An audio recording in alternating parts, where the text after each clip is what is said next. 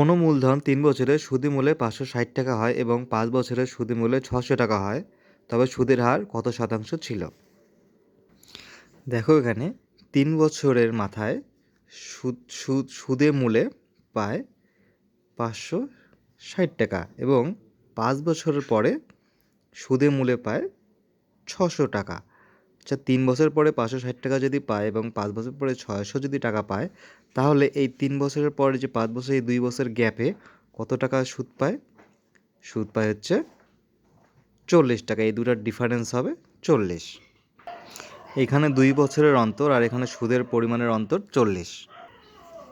এটার বিয়োগ করিনি, এটার ডিফারেন্স বের করেছি আমরা। এবার দেখো ২ বছরে যেহেতু আমাদের সুদের ডিফারেন্স ৪০, তাহলে ১ বছরে কত সুদের ডিফারেন্স? ১ বছরে ২০। তার মানে ১ বছরে আমাদের সুদ আসে ২০।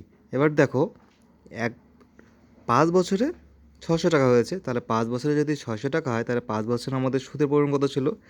১ বছরে যদি ২০ টাকা সুদ, তাহলে ৫ বছরে কত গুণ হবে?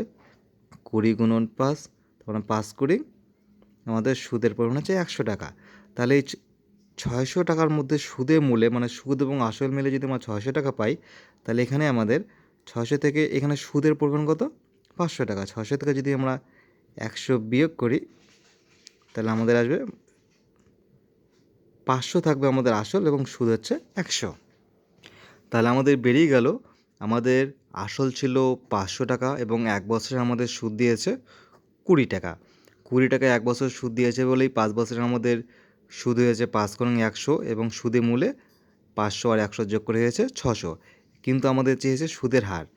দেখো ৫০০তে আমরা সুদ পেয়েছি কত? ৫০০তে আমরা সুদ পেয়েছি ২০ টাকা। তাহলে ১০০তে কত পাবো?